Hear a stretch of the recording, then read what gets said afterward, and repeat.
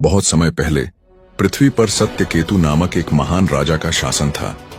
उनके पुत्र ऋतुध्वज न केवल एक वीर योद्धा थे, बल्कि वे अपने सत्य, धर्म और तपस्या के लिए भी प्रसिद्ध थे। राज्य में शांति और समृद्धि थी, लेकिन राजा सत्यकेतु को हमेशा बाहरी आक्रमण का भय रहता था। एक दिन राजा ने ऋतुध्वज को बुलाया और कहा, पुत्र, तुम्हें प्रतिदिन पृथ्वी की परिक्रमा करनी होगी ताकि राज्य की सीमाओं की रक्षा हो सके और हमारी प्रजा सुरक्षित रह सके। ऋतुध्वज ने सिर झुकाकर पिता का आदेश स्वीकार किया। उन्होंने प्रतिदिन घोड़े पर सवार होकर अपनी यात्रा शुरू की। उनकी यात्रा के दौरान उन्होंने हर दिन प्रकृति की सुंदरता, प्रजा के जीवन और राज्य के विविध स्थानों को देखा।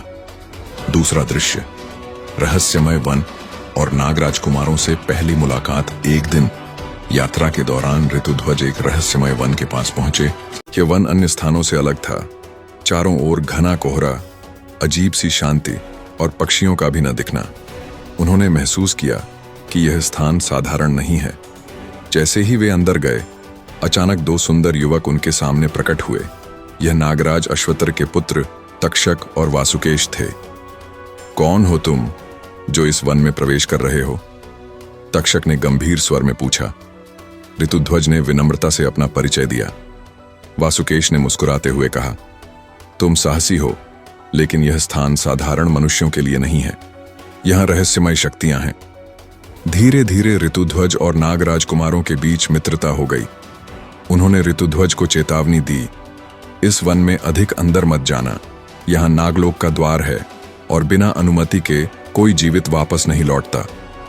तीसरा दृश्य, मदालसा से पहली मुलाकात। कुछ दिनों बाद ऋतुध्वज ने नागराज कुमारों से आग्रह किया कि वे नागलोक का रहस्य जानना चाहते हैं। तक्षक ने उन्हें गहरे वन के एक झील तक ले जाने का निर्णय लिया।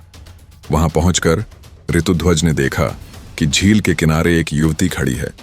वह सुनहरे वस्त्र पहने थी और उसकी आभा किसी देवी के समान थी। उसका नाम मदालसा था। उसने बताया, मैं नागलोक की राजकुमारी हूं। मुझे एक आर्षि ने श्राप दिया है कि जब तक कोई मनुष्य मेरे लिए कठिन तपस्या नहीं करेगा, मैं मुक्त नहीं हो सकती। ऋतुध्वज ने पूछा, तुम्हारे श्राप का कारण क्या था? मदालसा ने कहा, मैंने अर्षि का अनादर किया था। मेरा अपराध क्षमा करने के लिए उन्होंने कहा कि कोई सच्चा योद्धा मेरी मुक्ति के लिए तपस्या करेगा। ऋतुध्वज ने तुरंत प्रण लिया, मैं तुम्हारे लिए यह तपस्या करूंगा। चौथा दृश्य, तपस्या और कठिनाइयां। ऋतुध्वज ने मदालसा के लिए एकांत में तपस्या शुरू की। उन्होंने 21 दिनों तक भोजन और जल का त्याग किया। पहले सप्ताह में उन्हें दुष्ट आत्माओं ने परेशान किया। दूसरे सप्ताह में उन्होंने भ्रम उत्पन्न करने वाले मायाजाल का सामना किया। तीसरे सप्ताह में उनका शरीर कमजोर हो गया, लेकिन उन्होंने अपने मन को भगवान में स्थिर रखा।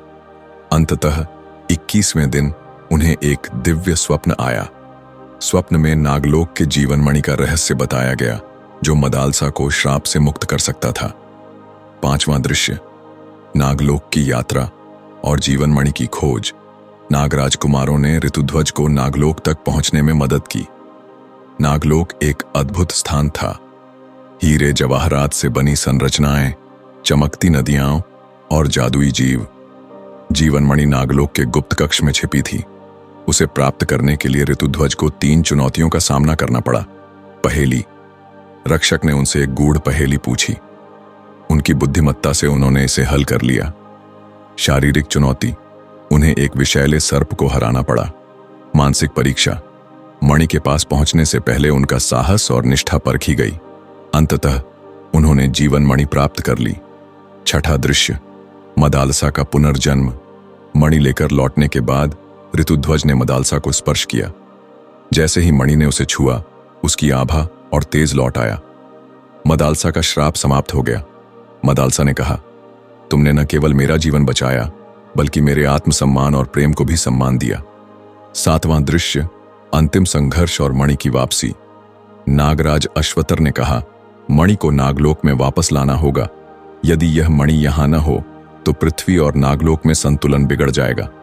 ऋतुध्वज और मदालसा ने मणि को वापस नागलोक में स्थापित किया।